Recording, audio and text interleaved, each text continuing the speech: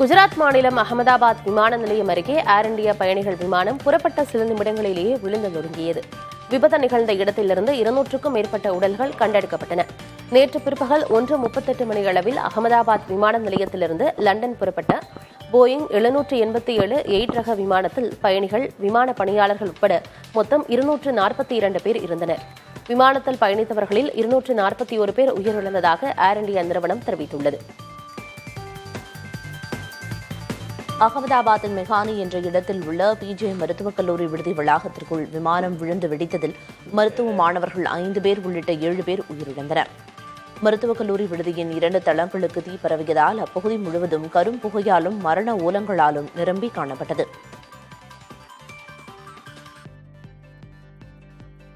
அகமதாபாத் விமான விபத்தில் குஜராத் முன்னாள் முதல்வர் விஜய் ரூபானி உயிரிழந்ததாக அறிவிக்கப்பட்டுள்ளது.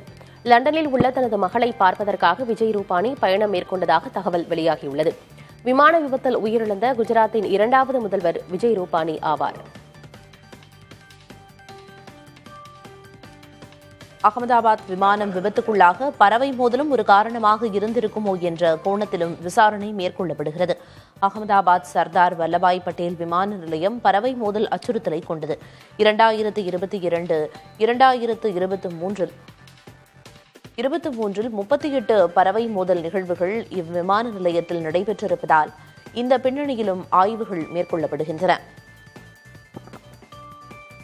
அகமதாபாத்தில் விமான விபத்து நடந்த இடத்தில் மத்திய உள்துறை அமைச்சர் அமித் ஷா ஆய்வு செய்தார். விமானம் விழுந்த இடத்திற்கு சென்று நிலைமையை அவர் கேட்டறிந்தார். தொடர்ந்து மருத்துவமனையில் சிகிச்சை பெற்று வரும் மருத்துவ மாணவர்களை சந்தித்தும் ஆறுதல் கூறினார். இந்த ஆய்வின் போது குஜராத் முதல்வர் பூபேந்திர பட்டேல், மத்திய விமான போக்குவரத்து துறை அமைச்சர் ராம்மோகன் நாயுடு ஆகியோரும் உடனிருந்தனர். அகமதாபாத்தில் விபத்துக்குள்ளான விமானத்தில் பயணித்தவர்களில் ஒருவர் உயிர் பிழைத்துள்ளார்.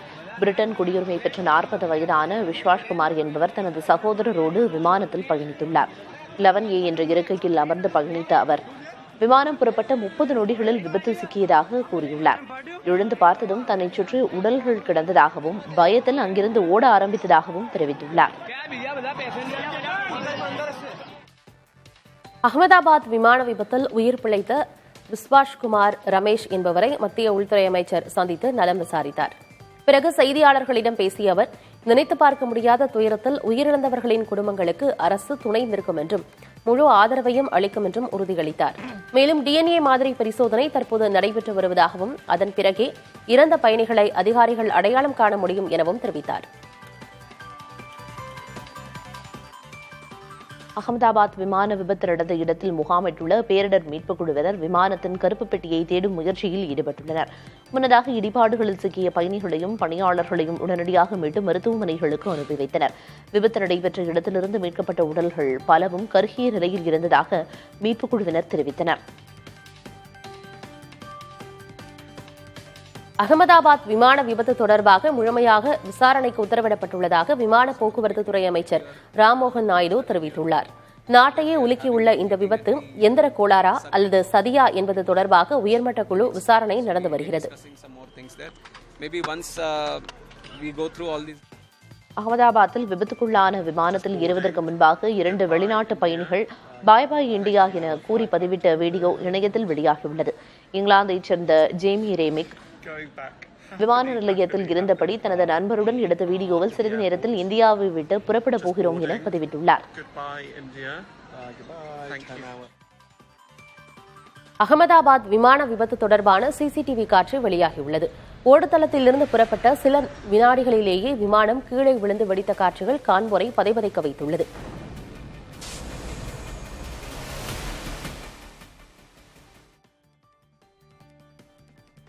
அகமதாபாத்தில் விபத்தில் விமானம் புறப்பட்ட சிறிது நேரத்திலேயே விமானி கட்டுப்பாட்டு அறைக்கு அபாய அழைப்பு விடுத்துள்ளார்.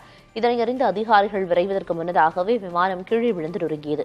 இதன் மூலம் முதல் முறையாக போயிங் 787 ட்ரீம் லைனர் வகை விமானம் விபத்தில் சிக்கியிருக்கிறது.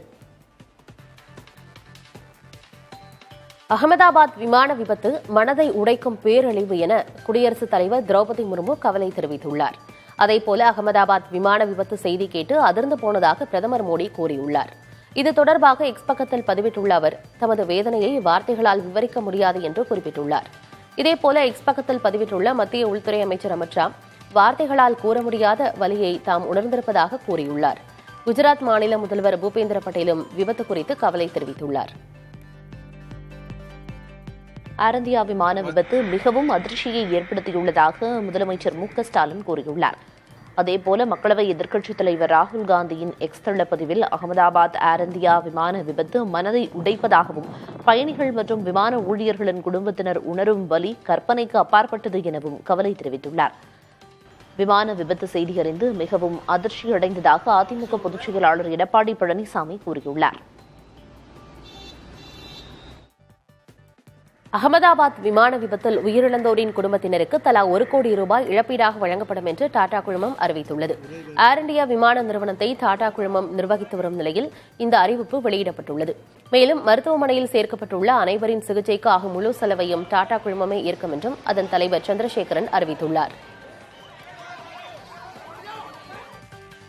அகமதாபாத்தில் விபத்துக்குள்ளான விமானத்தை இயக்கிய விமானி சுமித் சபர்வால் இதுவரை 8200 மணி நேரம் விமானங்களை இயக்கிய அனுபவம் கொண்டவர் என தகவல் வெளியாகியுள்ளது. துணை விமானி கிளைப் குந்தர் 1100 மணி நேரம் விமானங்களை இயக்கியவர் எனவும் கூறப்படுகிறது. விபத்துக்குள்ளான விமானமானது 11 ஆண்டுகளாக பயன்பாட்டில் இருந்துள்ளதாகவும் விமானம் 625 அடி உயரத்தில் இருந்து விழுந்ததாகவும் தகவல் வெளியாகியுள்ளது. சென்னை ராமாபுரத்தில் மெட்ரோ ரயில் கட்டுமானம் விழுந்து ஒருவர் உயிரிழந்தார். பாலத்திற்கு மேல் 2 ராட்சத தூண்களை பொருத்திய போது அது கீழே விழுந்ததால் அப்பகுதியில் பரபரப்பு ஏற்பட்டது. இடிபாடுகளுக்குள் சிக்கிய மற்றொரு நபர் நீண்ட போராட்டத்திற்கு பிறகு மீட்கப்பட்டார். விபத்து காரணமாக பூந்தமல்லி பிரதான சாலையில் போக்குவரத்து நெரிசல் ஏற்பட்டது.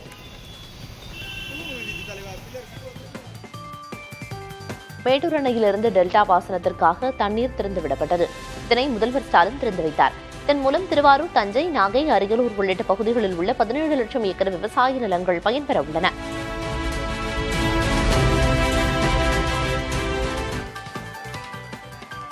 நெல் கொள்முதலுக்கான ஆதார விலை உயர்த்தி வழங்கப்படும் என முதல்வர் ஸ்டாலின் அறிவித்தார். சேலத்தில் நடந்த நிகழ்ச்சியில் கலந்து கொண்ட முதலமைச்சர் ஸ்டாலின் 1649 கோடி ரூபாய் மதிப்பிலான பல்வேறு புதிய பணிகளுக்கு அடிக்கல் நாட்டியதோடு முடிவுற்ற திட்டப் பணிகளை திறந்து வைத்து அரசு நலத்திட்ட உதவிகளை வழங்கினார்.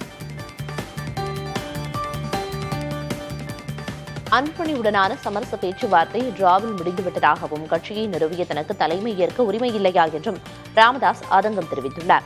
தைலாபுரம் இல்லத்தில் செய்தியாளர்களை சந்தித்த அவர் தன்னால் குடியமர்த்தப்பட்டவரே தன்னை கழுத்தை பிடித்து வெளியே தள்ளுவதாக கவலை தெரிவித்தார்.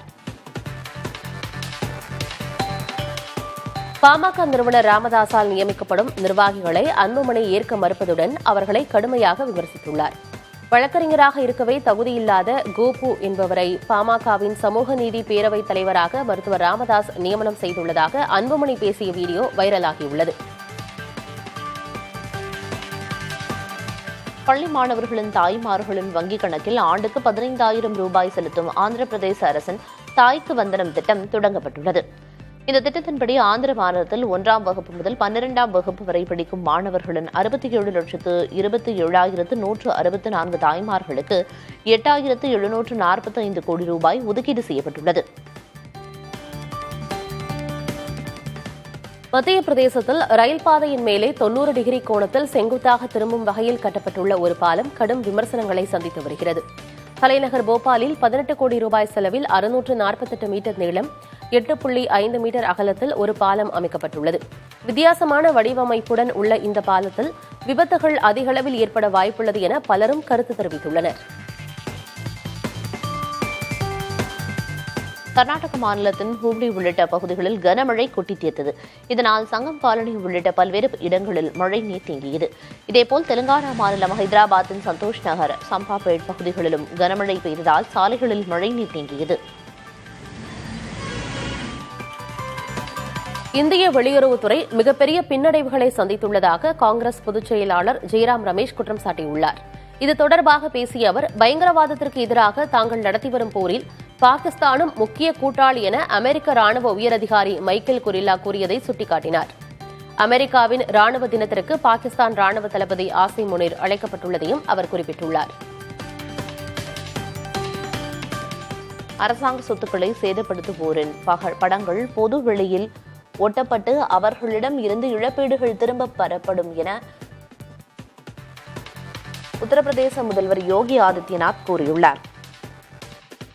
லக்னோவில் பேசிய அவர் பொது சொத்துக்களை சேதப்படுத்துவோரை வீடியோ எடுத்து அந்த காட்சிகளை வைரலாக்க வேண்டும் என்று மக்களிடம் கேட்டுக் கொண்டார்.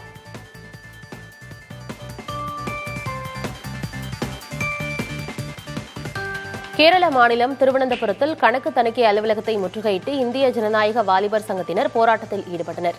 பிராந்திய அலுவலகங்களில் உள்ள பணியிடங்களை குறைத்ததாக குற்றஞ்சாட்டி அவர்கள் போராட்டத்தில் ஈடுபட்டனர். தொடர்ந்து தண்ணீரை பீச்சி அடித்து அவர்களை காவல்துறையினர் அப்புறப்படுத்தினர்.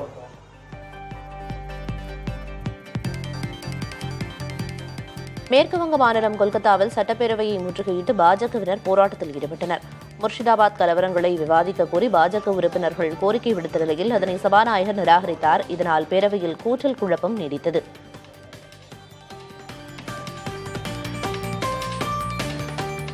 சீனாவின் ஷான்கிங் பகுதியில் உள்ள வாகன நிறுத்தத்தில் பயங்கர தீ விபத்து ஏற்பட்டது. இதனால் அப்பகுதியை கரும்புகை சூழ்ந்து புகை மண்டலமாக காட்சியளித்தது. நல்வாய்ப்பாக இந்த விபத்தில் உயிர் சேதம் ஏற்படவில்லை. தீ விபத்து தொடர்பாக விசாரணை நடைபெற்று வருவதாக சீன அரசு அதிகாரிகள் தெரிவித்தனர். மத்திய அரசின் திட்டங்களை திமுக தடுப்பதாக கூறும் அமித்ஷா தமிழ்நாட்டிற்கு கடந்த 11 ஆண்டுகளில் என்ன சிறப்பு திட்டங்களை அறிவித்துள்ளார் என தெரிவிக்க முடியுமா என முதலமைச்சர் மு.க.ஸ்டாலின் கேள்வி எழுப்பியுள்ளார். சேலத்தில் நடந்த விழாவில் பேசிய முதல்வர் 2 ஆண்டுகளில் முடிக்க வேண்டிய மதுரை எய்ம்ஸ் மருத்துவமனை கட்டுமான பணியை போதிய நிதியை ஒதுக்காமல் 10 ஆண்டுகளாக கட்டுவதற்கு அது என்ன விண்வெளி நிலையமா எனவும் கேள்வி எழுப்பினார். தமிழக மக்கள் பாஜக அதிமுக கூட்டணியை ஏற்க மாட்டார்கள் என முதல்வர் ஸ்டாலின் விமர்சித்துள்ளார். டெல்லியிலிருந்து தமிழ்நாட்டை ஆள தமிழர்கள் ஒருபோதும் அனுமதிக்க மாட்டார்கள் எனவும் கீழடி விவகாரம் குறித்து கேள்வி எழுப்ப வேண்டிய எதிர்க்கட்சித் தலைவர் எடப்பாடி பழனிசாமி கூட்டணியால் அமைதி காப்பதாகவும் முதல்வர் குறிப்பிட்டார். தமிழகத்தில் நீலகிரி மாவட்டத்திற்கு 14, 15 ஆகிய தேதிகளில் அதி கனமழைக்கான சிவப்பு எச்சரிக்கை விடுக்கப்பட்டுள்ளது. கோவை, நெல்லை, குமரி, தேனி, தென்காசி மாவட்டங்களில் மிக கனமழைக்கு வாய்ப்பிருப்பதாகவும் வானிலை ஆய்வு மையம் தெரிவித்துள்ளது. வரும் 18ஆம் தேதி வரை தமிழகம், புதுச்சேரியில் மிதமான மழை பெய்யக்கூடும் என கணிக்கப்பட்டுள்ளது. திருவள்ளூர், செங்குன்றம், பூண்டி, புழல் உள்ளிட்ட மாவட்டத்தின் பல்வேறு பகுதிகளில் கனமழை பெய்தது. பொன்னேரியில் வெளுத்து வாங்கிய கனமழையால் அங்குள்ள ரயில்வே சுரங்க பாலத்தில் தண்ணீர் அதிகளவு தேங்கியது. திருத்தணியில் சுமார் 2 மணி நேரம் இடி மின்னலுடன் கொட்டி தீர்த்த கனமழை காரணமாக சாலையில் தண்ணீர் பெருக்கெடுத்தது. இதனால் வாகன ஓட்டிகள் சிரமம் அடைந்தனர். குற்றால மெயினருவியில் தண்ணீர் ஆர்ப்பரிப்பதால் சுற்றுலா பயணிகள் குளிக்க தடை விதிக்கப்பட்டுள்ளது. மேற்கு தொடர்ச்சி மலைப்பகுதிகளில் பெய்யும் மழை காரணமாக குற்றாலம் அருவிகளில் நீர்வரத்து அதிகரித்துள்ளது. மெயினருவியில் ஆர்ச் வளைவை தொட்டபடி தண்ணீர் விழுகிறது. அமெரிக்கா அருகே உள்ள ஹவாய் தீவில் உள்ள கிளாவா எரிமலை சீரத் தொடங்கியுள்ளது. நெருப்பு பொறிகள் சுமார் 330 அடி உயரத்திற்கு எழுந்தது. பார்ப்பவர்களை அச்சுறுத்தும் விதமாக இருந்தது. எரிமலை சீற்றத்தின் போது அங்கிருந்து புறப்பட்ட வெண்புகை விண்ணை தொட்டது.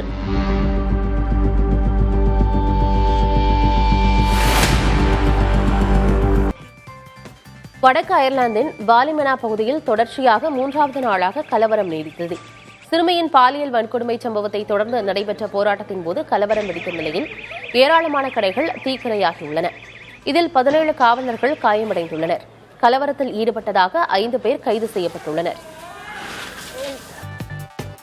ஐசிசி நாக் அவுட் போட்டிகளில் அதிக அரை சதம் அடித்தவர்களின் பட்டியலில் சச்சினின் சாதனையை ஸ்டீவ் ஸ்மித் முந்தியுள்ளார். ஐசிசி நாக் அவுட் போட்டிகளில் சச்சின் 6 அரை சதங்கள் அடித்த நிலையில் ஸ்டீவ் ஸ்மித் 7 அரை சதங்கள் அடித்து சச்சினின் சாதனையை முந்தியுள்ளார். இப்பட்டியலில் 10 அரை சதங்களோடு விராட் கோலி முதலிடத்தில் உள்ளார். இலங்கையில் பள்ளி கட்டிடம் மீது மரம் முறிந்து விழுந்ததில் மாணவர் ஒருவர் உயிரிழந்தார். ரத்தினபுரி மாவட்டம் பலாங்குடை பகுதியில் உள்ள பள்ளி கட்டடம் மீது அருகில் இருந்த மரம் முறிந்து விழுந்தது. இதில் 17 வயதுடைய மாணவர் உயிரிழந்தார். படுகாயமடைந்த மேலும் 16 மாணவர்கள் மருத்துவமனையில் அனுமதிக்கப்பட்டுள்ளனர்.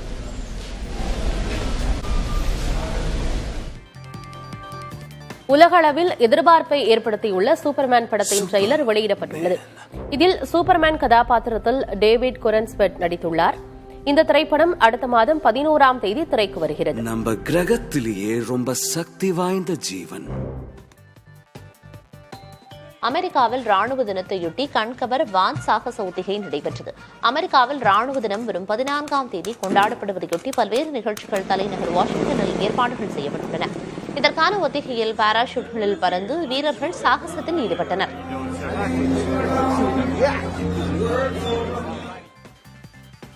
ஷேக் ஹசீனாவை கட்டுப்படுத்தி வையுங்கள் என்று தங்களது வலியுறுத்தலை இந்தியா செவிமடுக்கவில்லை என வங்கதேச இடைக்கால தலைவர் முகமது யூனுஸ் தெரிவித்துள்ளார். லண்டனில் நிகழ்ச்சி ஒன்றில் கலந்து கொண்டு பேசிய அவர், ஷேக் ஹசீனா இந்தியாவிலிருந்து சர்ச்சைக்குரிய வகையில் அரசியல் கருத்துக்களை பேசி வருவதாக குறிப்பிட்டார். வெற்றிமாறன் இயக்கத்தில் சிலம்பரசன் நடிக்க இருக்கும் புதிய படத்தின் படப்பிடிப்பு ஜூலை 2வது வாரத்தில் தொடங்க இருப்பதாக தகவல் வெளியாகியுள்ளது.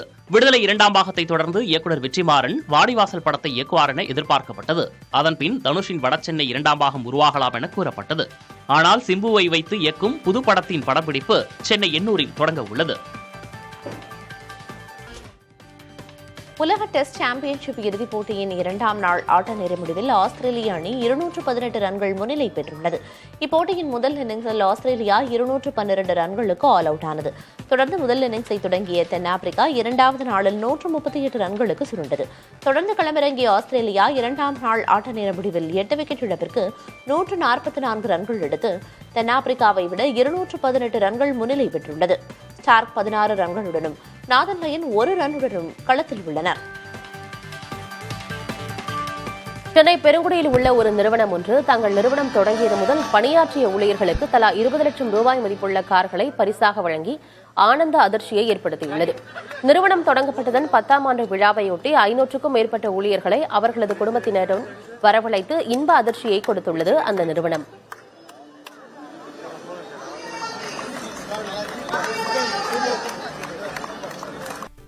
அகமதாபாத் விமான விபத்தில் உயிரிழந்த குடும்பத்தினரின் செல்ஃபி சமூக வலைதளங்களில் வைரலாகி வரும் நிலையில் அப்படத்திற்கு பின்னால் இருக்கும் கதை இதயத்தை உலுக்கும் விதமாக அமைந்திருக்கிறது.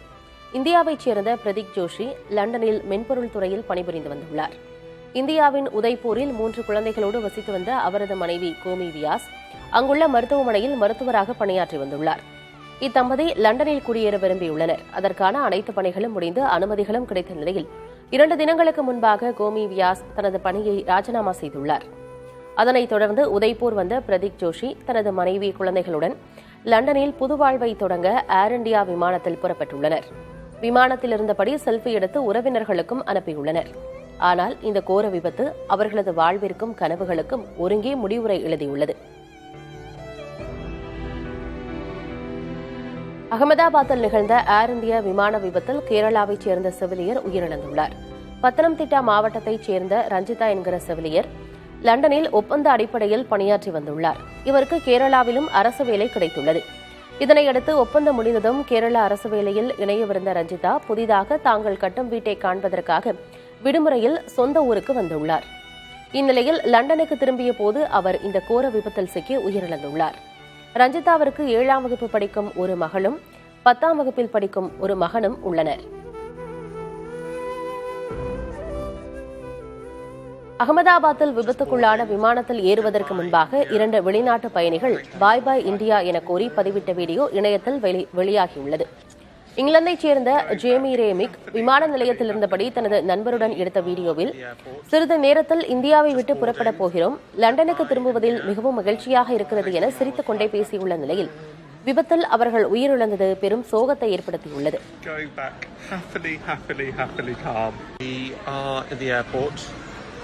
Just boarding.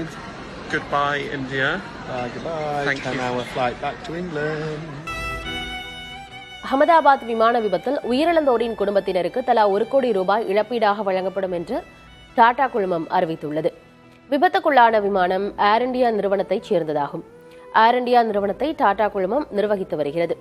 எனவே விமான விபத்தில் உயிரிழந்தவரின் குடும்பத்தினருக்கு தலா 1 கோடி ரூபாய் இழப்பீடு வழங்கப்படும் என்று டாடா குழும தலைவர் சந்திரசேகரன் அறிவித்துள்ளார். மேலும் விமான விபத்தில் காயமுற்று மருத்துவமனையில் சேர்க்கப்பட்டுள்ள அனைவரின் சிகிச்சைக்கு ஆகும் முழு செலவையும் டாடா குழுமமே ஏற்கும் என்றும் அவர் அறிவித்துள்ளார். விபத்தில் சேதமுற்ற பிஜே மருத்துவக் கல்லூரிக்கும் புதிய கட்டடம் கட்டித்தருவதாகவும் அறிவித்துள்ளார். தனது தொழில்முறை வாழ்நாளில் இந்த நாள் மிக மோசமான நாள் என்றும் கவலை தெரிவித்துள்ளார்.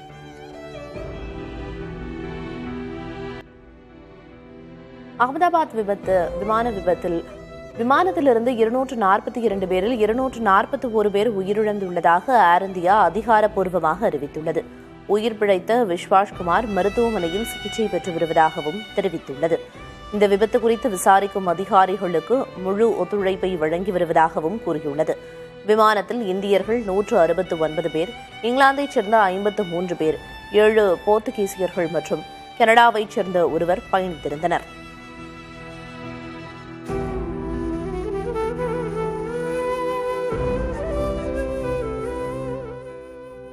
விபத்திற்குள்ளான ஏர் இந்தியா விமானம் மருத்துவக் கல்லூரி மாணவர் விடுதி கட்டிடத்தில் மோதியதில் 7 பேர் உயிரிழந்துள்ளது இதுவரை உறுதியாகி இருப்பதாக அகில இந்திய மருத்துவ சங்கங்களின் கூட்டமைப்பு தெரிவித்துள்ளது. 5 இளநிலை மருத்துவ மாணவர்கள், ஒரு முதுகலை மருத்துவ மாணவர், ஒரு மருத்துவரின் மனைவி ஆகியோர் உயிரிழந்திருப்பதாகவும் 60க்கும் மேற்பட்ட மாணவர்கள் காயமடைந்திருப்பதாகவும் அக்கூட்டமைப்பு தெரிவித்துள்ளது. இருப்பினும் விடுதி கட்டடத்தில் இருந்தவர்களில் எத்தனை பேர் உயிரிழந்தனர் என்பது குறித்த அதிகாரப்பூர்வ தகவல் இதுவரை வெளியாகவில்லை.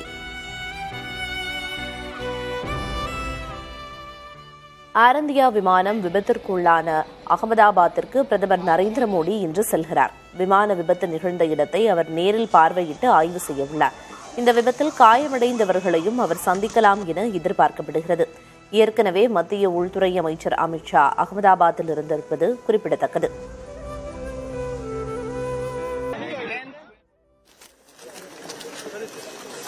அகமதாபாத் விமான விபத்தில் உயிர் பிழைத்த விஸ்வாஷ்குமார் ரமேஷ் என்பவரை மத்திய உள்துறை அமைச்சர் அமித் ஷா சந்தித்து நலம் விசாரித்தார். பின்னர் செய்தியாளர்களிடம் பேசிய அவர், நினைத்து பார்க்க முடியாத துயரத்தில் உயிரிழந்தவர்களின் குடும்பங்களுக்கு அரசு துணை நிற்கும் என்றும் முழு ஆதரவையும் கொடுக்கும் என்றும் உறுதியளித்தார். மேலும் DNA மாதிரி பரிசோதனை தற்போது நடைபெற்று வருவதாகவும் அதன் பின்னரே இறந்த பயணிகளை அதிகாரிகள் அடையாளம் காண முடியும் என தெரிவித்தார்.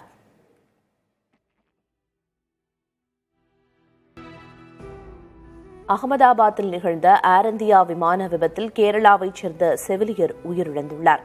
பத்தனம்திட்டா மாவட்டத்தைச் சேர்ந்த ரஞ்சிதா என்ற செவிலியர் லண்டனில் ஒப்பந்த அடிப்படையில் பணியாற்றி வந்துள்ளார். இவருக்கு கேரளாவிலும் அரசு வேலை கிடைத்துள்ளது. இதனையடுத்து ஒப்பந்தம் முடிந்ததும் கேரள அரசு வேலையில் இணையவிருந்த ரஞ்சிதா புதிதாக தாங்கள் கட்டும் வீட்டை காண்பதற்காக விடுமுறையில் சொந்த ஊருக்கு வந்துள்ளார். இந்த நிலையில் லண்டனுக்கு திரும்பிய போது அவர் கோர விபத்தில் சிக்கி உயிரிழந்துள்ளார்.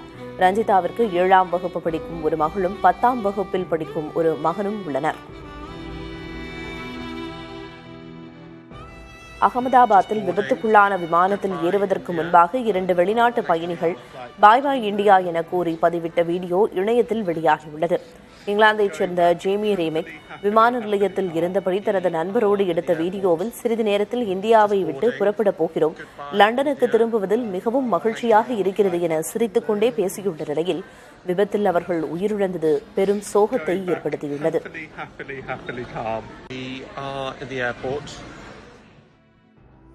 அகமதாபாத் விமான விபத்தில் உயிரிழந்தோரின் குடும்பத்தினருக்கு தலா 1 கோடி ரூபாய் இழப்பீடாக வழங்கப்படும் என்று டாடா குழுமம் அறிவித்துள்ளது.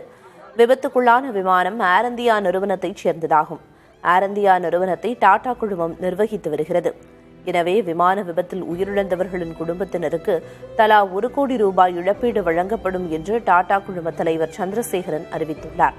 மேலும் விமான விபத்தில் காயமடைந்து மருத்துவமனையில் சேர்க்கப்பட்டுள்ள அனைவரின் சிகிச்சைக்காகும் முழு செலவையும் டாடா குழுமமே ஏற்கும் என்றும் அவர் அறிவித்துள்ளார்.